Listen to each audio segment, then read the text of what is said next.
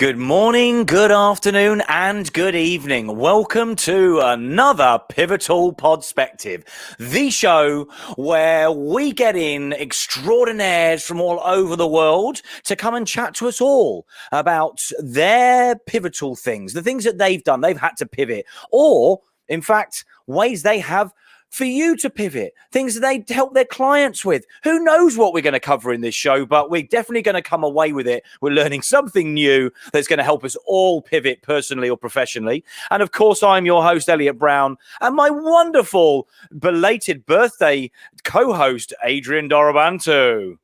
Hello, everyone, and hello, Elliot. How are you, birthday boy? I am very well, recovering today after I ate like a pig yesterday. But yeah, I'm doing fine. Yeah, thank you. You? Good. Well, I'm great. I'm in great. As always, can't help being great, Adrian, when we have these incredible guests coming on the show. But I've got a little surprise for you, Adrian. I heard about that. Yeah.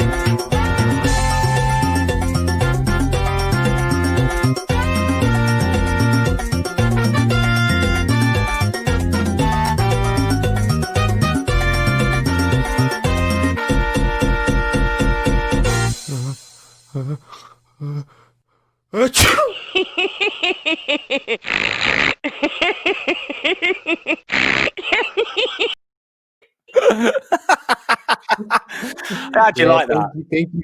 Yeah, I liked it a lot, honestly. Those were the sexiest candles that I've ever seen in my life. And I recognize myself as the red candle, to be honest. That was the grumpy one. You were all the other candles. Listen, anybody that's going to be listening to this as a podcast, of course, is going to miss the visual extravaganza that we just had with dancing candles for Adrian's birthday.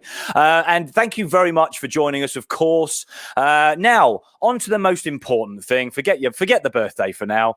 But we have a guest extraordinaire this evening, an e-commerce strategist extraordinaire, Laura Buhl, who in fact is a world-renowned Amazon coach and works with some of the most interesting, some of the most impressive, exciting, and successful Amazon sellers and business people that want to sell online. So without further ado, let's welcome Laura Buhl.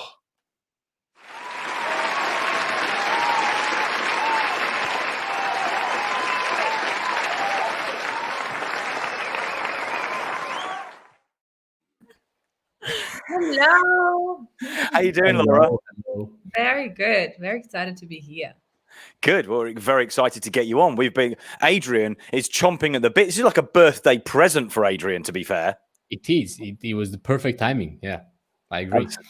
Absolutely. Well, before we crack on with the show and find out about you, Laura, I just want to say thank you to all of our viewers and listeners when you're listening to this as a podcast. And in fact, if you are watching this live, then let us know where you're watching from, and let us know if you're watching live. If you watch afterwards and you watch on a replay or something, then still drop your name down there and put #replay where you're watching from. But if you're watching during the show, please by all means ask us a question. Drop it in the comments, whether you're watching on Facebook or YouTube. We'll be able to pick those comments up. We'll ask Laura, or we'll answer the questions, or give you a shout out. Or if you love what we're talking about, give us some love hearts and some thumbs up, because we want to get interaction with everybody. Anyway, Laura, you're joining us from Germany, from Munich, no less. Yes. Where the cars are. Audi cars. Yeah. Just you have to specify that. Is it Audi in Munich? Is it? Yes. BMW in Munich. Audi's in Munich. Well, actually, no. I've been to the museum there, to the Audi. They have a museum. I have been waiting to catch Adrian out about cars for about a year. Yeah, but I haven't made any mistake. I said Audi's in Munich. I didn't say that only Audi's in Munich. No, I know. Shit. I should have waited a minute there. But That's I all think that I said. Munich is famous for BMWs. But yeah, Audis. That- Not sure where they are actually based, but let's say Munich. Yeah, no. Let's not. Thank you, Laura. Thank you. So Laura, listen, this is an interesting subject, right? And we've been wanting to talk about this. So I'm excited about talking about e-commerce, Amazon, as you know. My business has a client that is, big in the Amazon area. Well, not huge, but they're definitely growing and very, very successful. So tell us exactly what you do and, what you've been doing and how you've become, the person that you are and respected in the Amazon sort of world. So tell us a little bit about what you do. Okay, so I'm an e-commerce consultant and I focus on Amazon. And I've actually worked for Amazon themselves and I've coached their top 100 sellers and supported them. Yeah. And since then, I have been helping a lot of startups getting started with selling on Amazon. And since Corona happened, I actually had my own pivot where in the last few years, I've worked with Amazon and a lot of startups, and it's mostly been men that I've worked with. And I always thought, where are the women? Why are no women selling? Right. Okay. It's interesting. Yeah. So I created a group for women that start the e-commerce journey. Yeah, and that's like crazy. It's exploded. So that was my own pivot. No.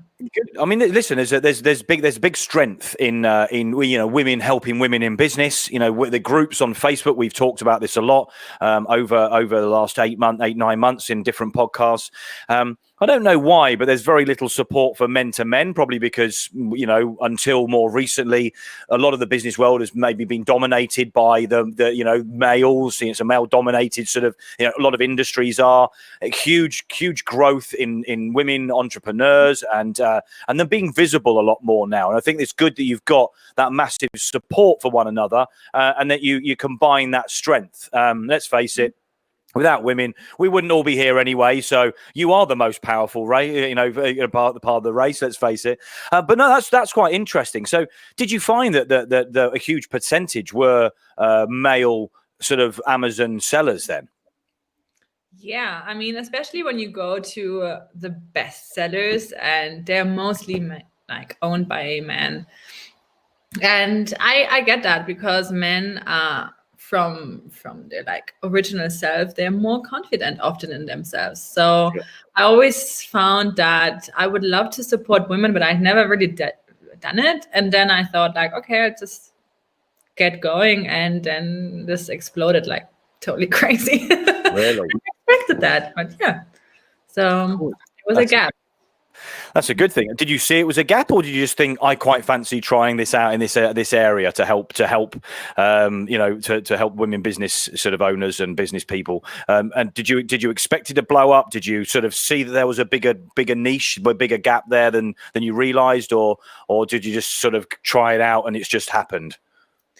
I initially didn't want to go in it at all because I thought it's not going to work at all. And Really, I didn't think about it because most of my clients have always been men, and I thought that's the way it is. And I tried it, and we've grown to 4,400 in 2 months. It's wow, really massive growth, and just over 1,500 last week. So it's exponentially growing. Really Jesus, crazy. Wow, that is huge. Yeah. I mean, okay, I think the market has been asking for that, and I didn't really quite realize it. Wow. Yeah. Do you feel any pressure? Yeah. A bit overwhelmed. I get a lot of DMs. I didn't get that many before. That's really interesting. I mean, rarely do you come across something like that. The fact of the matter is, most of the time when people do pivot, they think there's something there and it's not quite as easy to get to as you expected. But to come across it and sort of almost fall over it as you have done, kudos to you. I mean, but that probably says a lot about your skill set as well and understanding the market, because I'm assuming what you've done is whatever you're doing is resonating with people and they're going, Yeah. It's not just that. You could have done that generally, but you've focused it down as well, haven't you? You've got rid of, the lesser sex, let's call them in this conversation today. But no, you sort of moved, you sort of said, let's going to focus on, those Amazon sellers, the women business owners. Is this just for on Amazon, or is this sort of e-commerce women business owners? Yeah, it's e-commerce. Although I focus on Amazon mainly because I believe that if someone is starting out, the best way is not necessarily just starting an online shop, because it doesn't always work out that well if you don't have a crowd already, or if you don't know how to get traffic. That's why I do recommend starting with marketplaces. It doesn't have to be Amazon. It can be Etsy. It can be Walmart. It can be different places too. But I prefer Amazon because it just has the biggest market share, and people just trust it a lot. And conversion rates are crazy. I mean, if you compare it to a normal online shop, out of 100 people visiting an online shop, around 1 to 2 people are going to buy, right? Yeah. On Amazon, out of 100 people seeing your product, at least 10 are going to buy. If you have a lot of reviews, like 30 are going to buy. It's a big difference. I mean, you're 10xing your business just by going to a platform that already has like the trust, already has the credit cards, already has like all the components that go into the sales psychology that people just click buy now. Yeah. But also has difficulties, no? We need to say about that as well. They also have fake sellers and fake reviews and things like that. Yeah, of course. We're going to talk about that later. Yes, please. Well, carry on. Talk about it now, Adrian. Talk about it later. I mean, we're going to talk about that a bit later. I just wanted to ask Laura. So what she does, especially because I haven't really met anyone that used to work for Amazon and then transitioned into going separate from Amazon. So I'm interested in what you're doing different. I have worked with coaches from Amazon in the past. I have not necessarily been a coach, but I've helped others with their Amazon business at some point. So I'm curious to know what you're usually working on. What are your strengths? You're going from the beginning, where you do the sourcing of the product, or helping them source a good product, going through the sourcing process, then create the perfect listing and the pre-launch and all that, and the after launch and the PPC, or where exactly you're putting yourself. So I actually specialize in 0 to launching. Okay. I work a lot with businesses that already have a product and want to get it on Amazon because they want to have an online presence. And I also work a lot with people that say, okay, I want to start an e-commerce business, but I don't have a product idea. I don't even know how to get a product. I don't actually know anything. Can you help? And those are the two things that I do enjoy a lot. And yeah, I help from product research to product sourcing to like strategies on branding, like what works, what doesn't work as much, and then how to launch, how to take care of the back end of Amazon, like Seller Central, how to do all those things, and how to be compliant. That's a big thing. How to protect your business after that, probably things like with trademark and Exactly. How to do it right from the beginning, because a lot of people get that wrong. They start as an individual seller, and I don't recommend that at all. Start a business, do it properly from the beginning, and that's where I'm there. I'm helping them do that. Okay. And so when, I mean, obviously, I understand this a little more than I would have done 8 months ago, or maybe 12 months ago, because of being involved, on with a client. Do you immediately look at how you can go across, different Amazon countries, different Amazon sort of, selling regions, I should say, or do you get people to concentrate on one country, the country they're in? How would you advise to start off? Because I know the guys are slightly different. They were running for a long time, and they've grown into those countries. But I'm assuming you want to try and spread yourself as far as you can. but assumption is the mother of all fuck up. So I may be wrong here. But what would you advise on that side? I'm curious. Well, I mean, I put all my focus on the market. I don't recommend you expand to a market that doesn't exist. Oftentimes, there are products that might sell really well in a certain marketplace, like in Germany, the USA, UK, but you won't make any sales in Spain, for example. But if you go into Spain, you have like VAT responsibilities, you have to pay accountants, you have to do all these things, and it might not be worth it. So I go from the perspective of, okay, let's figure out if there's a market, if this would work separately, even if you didn't have a different marketplace, and if it does, and if it makes sense, yeah, it always makes sense to expand, because why not? The Amazon sort of infrastructure is done really, really well. So you are like a lot of hands off, because Amazon has something it's called FBA, which means fulfillment by Amazon, which is incredible because they are going to take care of housing your units, like all your inventory, shipping it, taking care of returns, taking care of customer care. I mean, it's really, really good, because then you can focus on the marketing side and getting a really good product. And oftentimes when people get into e-commerce, they do it themselves, and then suddenly they have a lot of orders. They need to have a warehouse. They need to have stuff. They don't get to order the ship the orders. Yeah. And that's a really good way to scale quickly using an infrastructure like Amazon has offered. But you don't automatically go into all marketplaces just because they exist. You want to always make your research if there's a market for it. Yeah, definitely. Basically, FBA means that Amazon is taking care of the logistics for you. You're responsible till the product gets into the country where you want to sell, or Amazon sells, and then they take care of everything else after that.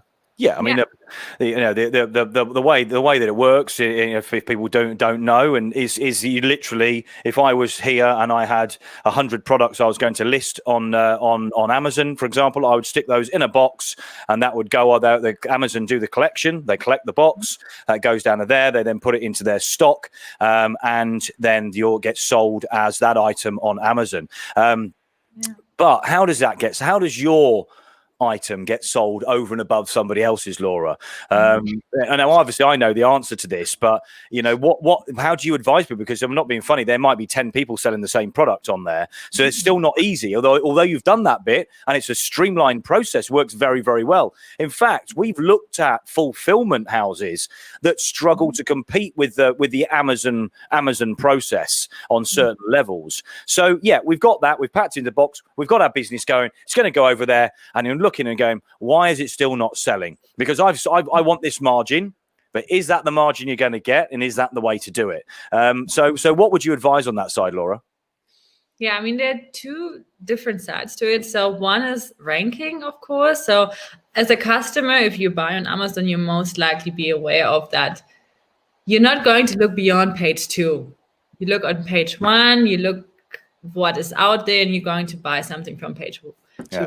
Unless you're me, and I scroll for about 4.5 hours. Well, that's really rare, but if you think about it, I can bet that most of the time you still return back to the first page.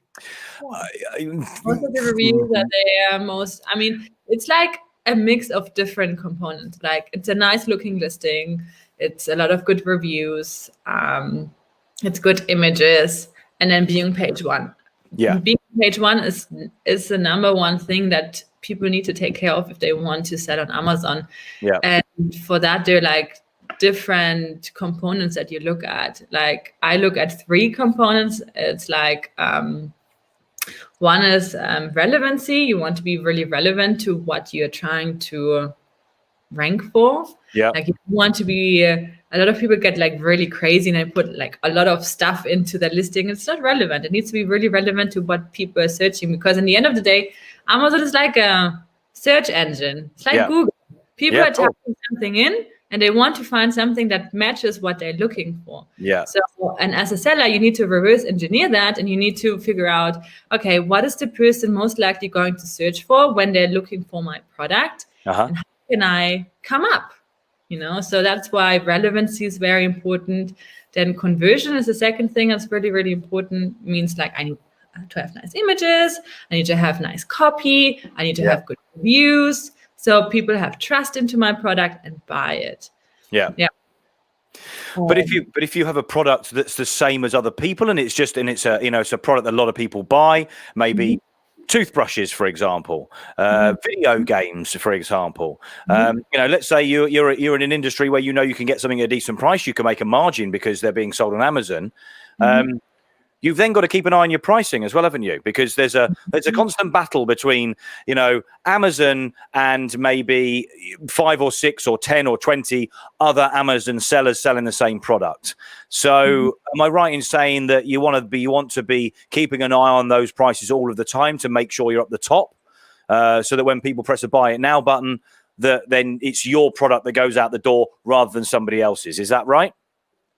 Well, I would go a step before that. It's thinking about how you want to sell on Amazon. There are different ways that you could sell. You could sell as a wholesaler, where you sell a product that other people are selling as well. Or you could start selling your own private label product. It means it's your very own product with your own brand, and you create a trademark. And it isn't as complicated as it might sound initially to do that. It's actually pretty simple if you know how to do it. It doesn't cost you massively. You can start that with like $4,000 or $5,000. Okay. So that's like the first step, because if you're going into more of a private label direction, you don't have to fight with pricing. You have a bit more of a control, and you can build a brand that grows and scales. And you will find that as a buyer, even if you go on Amazon, you will find a lot of brands that only exist on Amazon somehow. These are mostly private label brands, and most likely some small entrepreneur just sitting behind their laptop somewhere and selling that. Yeah. And I would guess that you work mostly with private label sellers rather than wholesalers. Yeah, only. I mean, wholesaling is something that does work, but I do believe that if you really want to create a business, like an asset, you need to build your own thing. And selling someone else's product is risky because Amazon's rules change a lot. And let's say like 3-4 years ago, it was easy to sell an Adidas shoe. Yeah. Now there's like brand protection, and then you need have like certain certification to be able to allow to be selling that. And Amazon changes a lot in that. So I would recommend always go with your own thing and don't go into wholesaling, online arbitrage, retail arbitrage, all that stuff. That's like 2015, 2016. That makes a lot of sense. I was asking just because we have a customer, but he's doing wholesale. So what Jack is doing, is the wholesale. Okay. I mean, it work, but if you figured out the Amazon thing, might as well do your own thing on Amazon. Yeah. Have your own brand. You have whole control over pricing, about everything, and your margins are much, much bigger. Of course. I mean, that goes across the board. I mean, you're just talking about online selling and e-commerce. I mean, you want to stand aside from everybody else, like you do anywhere in any business in the world these days, really. You've got to stand aside. So if you have your own brand, or you have your own line, or you're in exclusivity, that's where you really want to be. But not everybody's going to have that, are they? So there's a place for other sellers as well. You've just got to learn the platform. You've got to learn how it works and how the rankings are.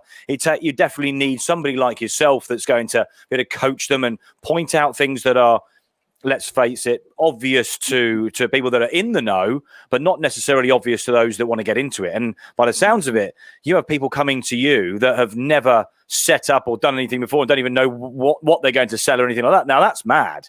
I just want to set up an online business.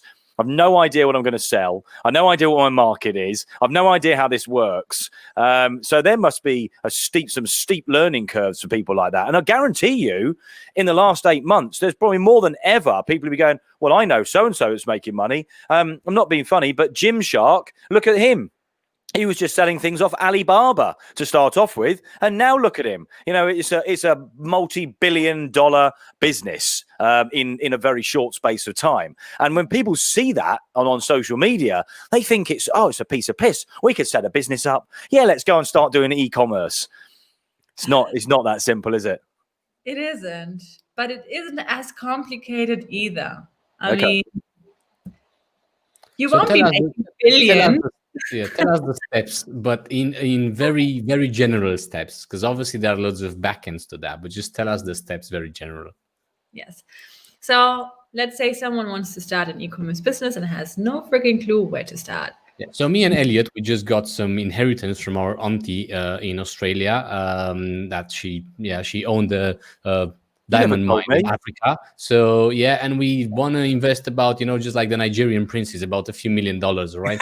Where do we start with that? So okay, very good. It's not just Nigerian, by the way. There are other countries available. Yeah, I get just from Nigeria, but I know, I'm just joking. Okay, so you would start with deciding where you want to sell. If you want to sell on Amazon, because that's where most clients are, and I usually recommend starting on Amazon, unless it's a product, unless you want to go into a niche that is. No, so we've already, so it's definitely going to be Amazon. We already established that, but which is the hottest country right now? The hottest countries on Amazon, US, Germany, and Japan. Cool. And Japan. Yeah, I thought I was waiting for you to say Japan. Yeah. Oh, really? I didn't. I mean, this is new to me. To be fair, I didn't realize Japan was. Is that a big? Is that sort of a big growing Amazon, or has it been large for a long time? I didn't know about this. It's been, fairly big for the past few years, but it's growing really quickly. Oh, really? Yeah, it's more of the recent markets, from what I know. It is. And it's bigger than the UK even. It's a really massive market. So, and across the board, or are there specifics, or are we talking like the Amazon platform itself, as we know in America and the UK, and obviously Amazon.de is one of the largest, of course. Is it sort of across the board? It's just big. Oh, yeah. Right. Okay, yes. Interesting. They have a lot of inhabitants in Japan, and they're really keen on buying on Amazon. So it has grown really quickly. A benefit of selling in Japan is a lot of people don't dare to do it because it's so hard with the language. Yeah. But everything can be outsourced. But I want to go back to your question. So say you want to get started, right? Yeah. So you select, I recommend select a country. Don't just say, I want to sell worldwide, start with one place. So you can go the US or Europe, and then you would want to know roughly a niche, what you want to sell. And for that, I do recommend, if you have no clue, go onto Pinterest, go onto Amazon, search around a bit, and then you will figure out, okay, I might like to go into DIY. I might like to go into sewing stuff. I might eco-friendly. There's so many different little niches out there that are interesting. And once you have that, do we need to use some tools to figure out some things, or? At this point, not yet. No. At this point, you just want to figure out what sub-market you want to go into, because you don't want to be too broad. You always want to go specific, because, I think there's a billion products now on Amazon, not more. It most likely be much more. That number is like a year old or so. Yeah. You want to people always want to target everyone. And on Amazon, like in many businesses, it's always wise to target just a group. Yeah. Like if you want to sell makeup, don't just sell makeup, sell like vegan, eco-friendly makeup or whatever, something really specific, because the market's still big enough. Sure. And the next step, once you have like a niche, is to figure out how is that niche doing, and then you use software, then you can see how much others are actually selling. You can see the revenue estimates.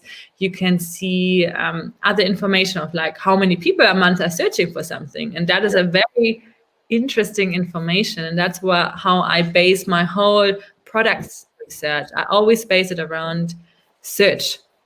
So I look at what people are searching, because I only want to sell things that people are interested in. And that's what I recommend my customers. Look for that, what people are already interesting. Don't try to reinvent something. Don't try to be crazy unique. Look at what they're searching and then try to figure out how you can add value. Yeah. You don't want to be a copycat, just put your logo on something and offer the same thing. This doesn't work anymore. You want to look at it and think, okay, what are the problems the customers are having?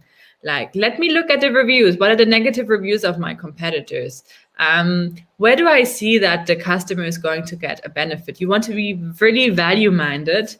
And with that mindset, even if a competitor has quite a few reviews, you would still be able to compete because you become like an obvious choice at some point when you solve problems that others are not yet solving. And it isn't as complicated to do that. Oftentimes, solving a problem is very simple by having a different size, having a different quantity of things, having a different color, having maybe an additional product that complements it and people usually miss, or making a kit out of something. So people don't have to spend a lot of money buying a lot of separate things. Just buy the one kit together. Right. Yeah. Even like going down in size. Sometimes others are offering like packs of 20, 30 things, and people are like, no, I just want 2, 3, 4. So they're like different ways of adding value to the customer. And then the next step is to contact suppliers. You can do that through like different websites. The most known one is Alibaba. I actually recommend looking beyond Alibaba. I look at like different countries as well. Vietnam is a very good country to source from. India is really good. Yeah. Turkey. Turkey is good. Yeah. Even locally is really good.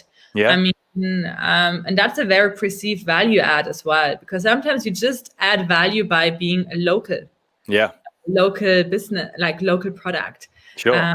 Like made in the US or made in Germany or Germany or whatever, or in the EU. People like that. Yeah. They pay a bit more for that as well. And and then it goes about branding, understanding who your customer is, creating a brand that matches your ideal customer. Have just one person in mind. Yeah. Like just make it for that person. Like I always have like my Emma in my mind. Okay. Like, I created this person where I know that what she's going to like and what she's not going to like. And whatever I make, I just going to make it so she likes it. Okay. Not that everyone else in the world likes it. She has to like it. And I recommend that for your products as well. Narrow it down. The more, better, because you're going to hit the person that you want to be your customer, like really like just there. How cool this looks, the colors, everything matches, the feel matches. And even if you have less reviews, you're still going to be able to make sales. Yeah, definitely. I mean, we know often we hear avatar or, your ideal customer, ideal client. So, what you're doing is almost creating that person and aiming it towards them. I mean, this is no different to, to do any business, whether you're service or product based and you want to launch it out there. But I do genuinely believe that Amazon is a great place to start. There are other marketplaces, as you said. If you're in the Nordics, for example, there may be a CDON, who are like the Amazon of the Nordics now. I know that Amazon is moved into that area a lot, and the DE is there as well. But CDON, I know, are a big company because I dealt with them in the past, and they were mainly games and toys and books and things like that many years ago, 10 years ago, but have really grown into being almost like an Amazon in that area. So there are lots of different marketplaces. There's Play. There's all sorts of different areas. Fnac in France, of course. There's marketplaces on a lot of these. So you don't have to start there if you're more comfortable with starting on a smaller level and trying something out. But the same processes apply, don't they? It's the same structure that you need to do. You need to understand what you're doing and have and at least have some sort of knowledge in that. But Amazon's a great place to start. There are a lot of tools for searching it. As you said, let's face it, you could use Amazon to learn a lot of information by and then go, I think that might work for me here. But actually, I've got a French label product here, and maybe Fnac is going to work better for me in France. And so you can then play about with those. But you get the data and the information. And I know that Adrian loves data, and by the sounds of it, you love data as well, Laura, because it's the key to understanding your business, isn't it? Yeah, it's key. You won't be able to make a real decision without it. And I always say to my customers, if your idea is not backed up by data, it's nothing that you should be doing, because we often get emotionally attached to some ideas like, oh, this is going to be so great. Yeah. No, if only you're going to like it, it's not going to be great. You need to do whatever your client is going to like. Yeah, for sure. And that's why data is really good. And Amazon, like, their tools to get that data. And that's what I mean. That's probably the most amount of tools out there that are sort of honed to work with Amazon than anywhere. Now, before we start recording, you mentioned Shopify as well. Now, anybody that isn't in the know, Shopify is if you want to set up your own online shop, your own e-commerce, Shopify is probably the best known tool, and one of the easiest and simplest to put together that works very, very well. Now, you work with Shopify as well, don't you? So if you people, I'm assuming, right?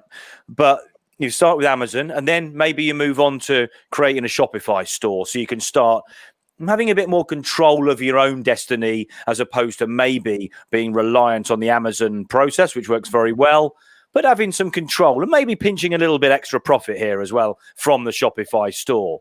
How do you sort of have that transition? You don't just stop doing Amazon. You sort of you have it as an add-on, right? But what do you first look at when somebody says, do you know what? Thanks very much, Laura. We've done blindingly well in the last 8 months of this year on Amazon. But do you know what? We actually had to stop for a month because Amazon couldn't, because of the problems. We never foresaw that. But we want to set a Shopify up, so we've got a bit more control, just in case these things happen again, which they could do in the world. So what do you look at when somebody would ask you that question? Which, by the looks of your face, that's happened as well. I actually recommend to start with a Shopify shop right from the beginning. Like, as you're launching on Amazon, you already should have your website. And not only to sell, but I recommend that to get leads, because at some point you want to own your customer.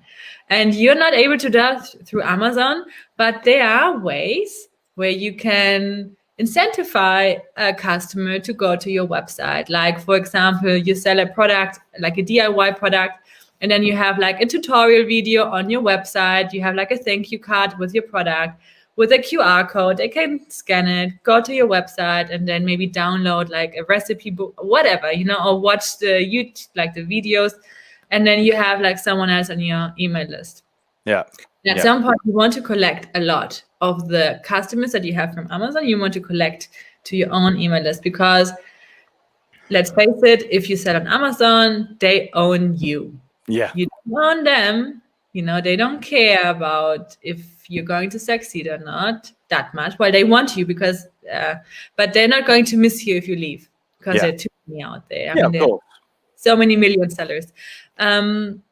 So you want to make sure that you have like your own store as well. So I recommend Shopify because it like integrates very well with different things and add-ons, and you can integrate it with Amazon and like other accounting softwares, and all these things are very easily used with Shopify. That's why I love it.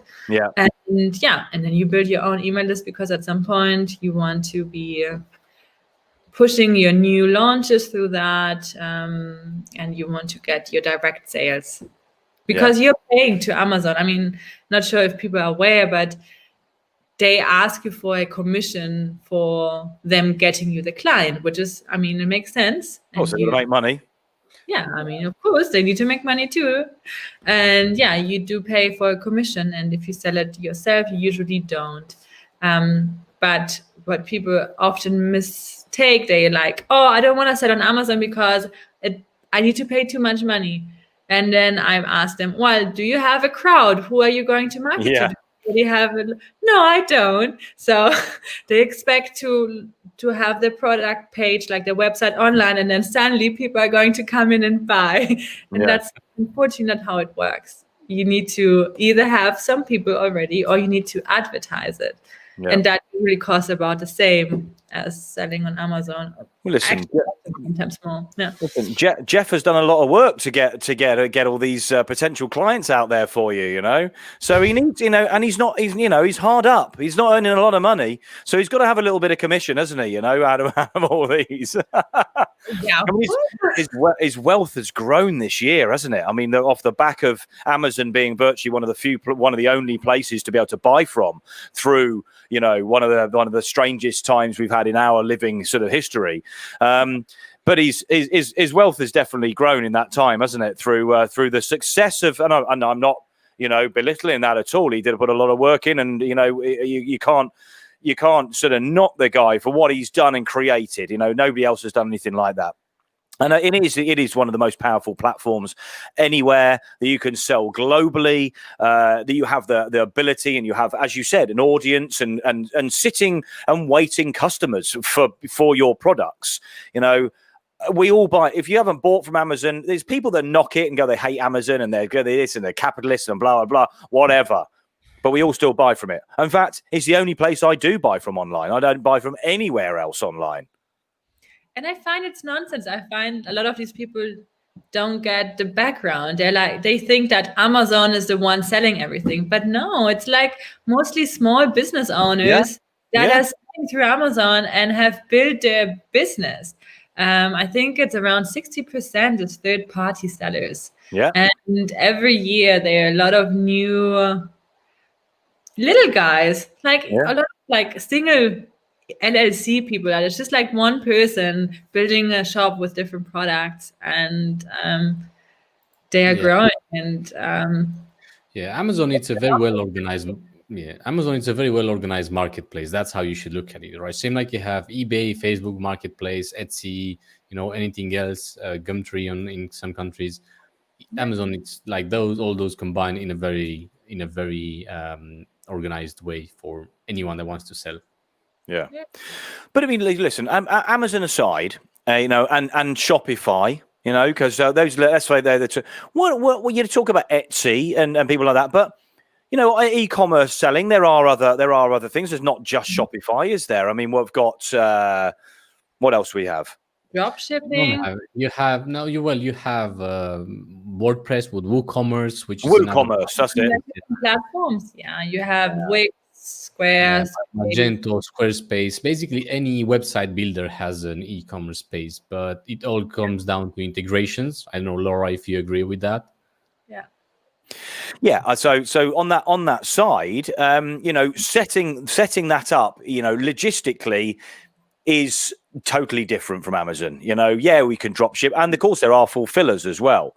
Would you advise that you have fulfillment from the beginning, or would you say you need to learn the process from day one so that you can then scale your e-commerce business? I mean, what do you say on that side, Laura? Because I know how I would go, but I'm interested to know from you how that would work, because you can use any of those, whatever somebody's comfortable with. You know, WooCommerce might work better for other things. You know, you've got lots of different ways of doing it. In fact, you can just do it on Facebook as well now. But you know, if you're just doing something from home and you're doing that, how would you recommend that would be the best way to kick off when you're sort of starting your e-commerce business? Yeah. Well, I would want that person to ask themselves, where do they want to get? If you want to be just selling and shipping yourself, you can do that, and you can do some decent income. You can generate some decent income with that. But where do you want to get at some point? And if you want to become a seller that is like location independent, you don't become a slave to your business, because you easily become a slave to your business if you fulfill yourself. And you don't want to be dealing with like customer returns and all that stuff yourself. Start with where you want to go from the beginning. Get a fulfillment center. Get the integrations right from the beginning. And it's not going to cost you like incredibly, and you know, it's not going to be crazy. But it makes sense to start from the beginning, from a perspective of, okay, where do I want to go? Am I taking this seriously? If I am, let's do that. In that way as well. Interesting. So you definitely recommend going fulfillment then, rather than doing it yourself? Yeah, I certainly recommend it, because there's too many mistakes that happen when they do fulfill themselves. It's crazy how it doesn't work out, and then, oh, the post office was closed, and then they come like all these personal excuses that might work with your friends or somewhere. It don't work in the business world, and you want to start from the beginning well. And getting a fulfillment center is not necessarily going to cost you more than shipping from the post office yourself. Actually, sometimes it costs you less than shipping from the post office. Really? Because I've looked at costs, and the costs weren't great. I mean, because the problem with the fulfillment, they want to know how many products you're going to want to leave there and they're going to store them, and how quickly they're going to want to be sent out. And it's a chicken and egg situation, isn't it? You know, if you've never done this before, how do you know how much you're going to send to them to hold there, how often they're going to go out? You don't necessarily know that side. So this is where, again, it comes back to quite useful having that sort of Amazon side or the marketplaces side, so you get a feel for the business. But you're saying, in essence, start it from day one, and just sort of feel your way through, and to start off with.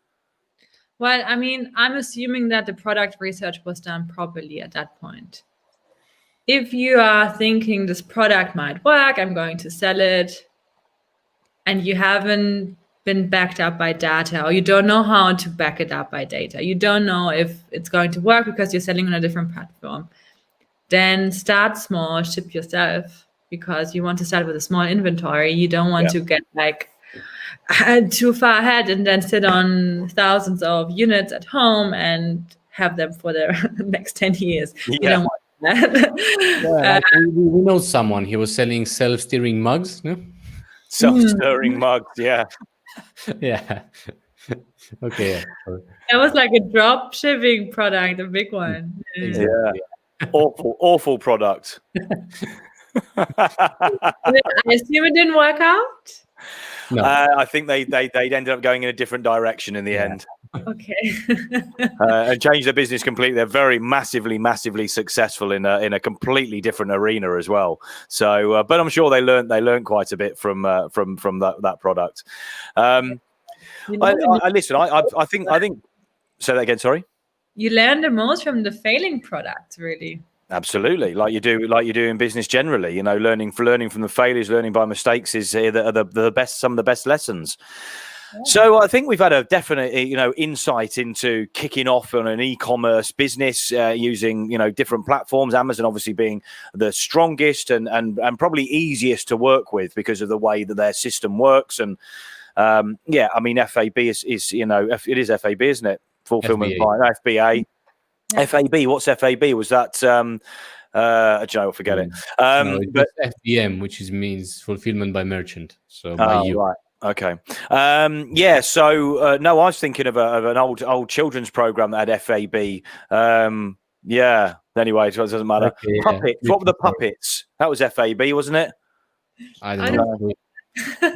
Straight over. We lived in different countries. Straight over my head. But yeah, I mean, listen, the insight into that, I think it's great. I mean, there's a lot to be learned from what we've talked about tonight. I've definitely picked up a few little pointers and things that I'm going to be taking away and helping a couple of people with as well.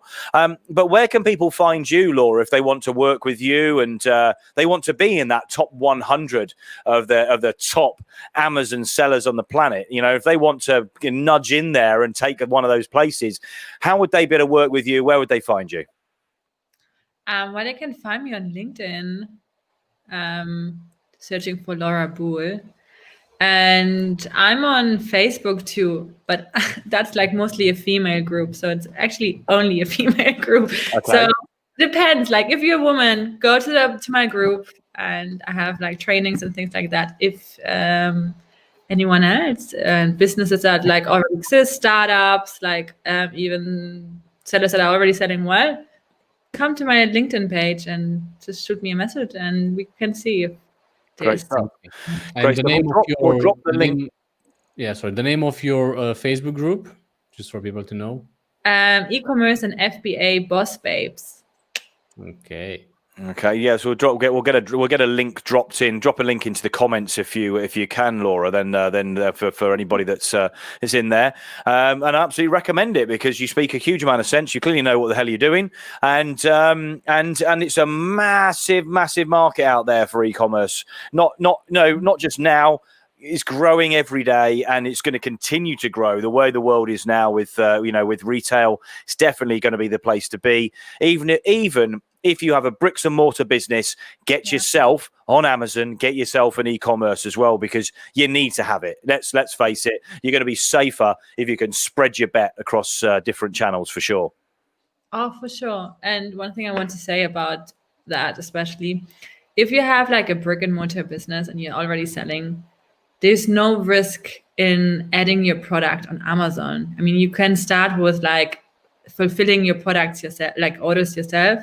Yeah. And you have everything to gain and nothing to lose, because you can just put up your product and see how that response is. And if it's like a very competitive product, then I recommend getting some knowledge about ranking, especially. But still, try it. No harm in trying it. Yeah, definitely. Well, thank you very much for joining us this evening. Thank you for the insight into Amazon and e-commerce. It's I think we're going to be talking a lot more about this over the coming shows, weeks, months, years. And as you said, there's always changes as well. Just like Facebook changes algorithms and things when it comes to marketing. Of course, Amazon has to do exactly the same. They are always trying to look at the best way of selling the products on there and supporting all of those 60% of those, millions of small, micro and small businesses that are selling on the platform. So, keep an eye on that, have a look at what's going on and make sure you're getting that information. And I think probably getting into a group like yours, if you're a female business entrepreneur and you have products to sell, getting into a group like yours, I'm assuming you're probably going to let them know pretty quickly if there's any changes going on. Yes, of course. Well, thanks very much, Laura. Thanks for joining us. Really appreciate that. Adrian, thank you, of course, to you as well, and your little belated birthday song that we stuck up there. Listen, Laura's going to drop in a link, or we'll drop in a link as well. So if you do want to join Laura's group and find out what is going on in the world of female business entrepreneurs and how to sell products online through Amazon or other platforms or e-commerce, then Laura is your lady to go to. If you want to know more about what we're doing here at Essex Business Radio, then check out our social media. We've been a little bit quiet over the last month while we've been preparing for what we've got going on. The show is, of course, at 7 p.m. now, UK time, British summertime, BST time. So if you do want to tune in, find out what that is for you, where you are. If you're watching this afterwards, then come and join us live and you can join in with the comments. You can follow us on social media, Facebook. We're on YouTube, of course, as well. So you can watch us there, and on Twitter, which is Essex Biz Radio, BIZZ. Also, we've got some news next week about what we've been telling you about on our streaming channel, where you're going to have music as well as podcasts. And we've got new shows coming up from you for not just Adrian and myself, but we've got other experts. Let's call them extraordinaires because we're on that show, but other experts that are going to be chatting to you about marketing, about money mindset, and even something else which we're going to tell you about, which is coming up today, about another show as well. So check out that next week. For now, though, we're going to sign off, but thank you very much for joining us. This has been the Pivotal Podspective. Thank you, Laura Buhl, Amazon Extraordinaire, and Adrian Dorobantu. Big love to you all, and we'll catch you tomorrow, where we have another guest, and I can't remember who that guest is, so check out tomorrow in the daytime for a post letting you know who it is, and we're going to be chatting about all sorts of pivotal stuff. Thanks very much for joining us. My name's Elliot Brown, Adrian Dorobantu, Laura Buhl. And what do we say, Adrian? Ciao for now. Brown cow. Bye.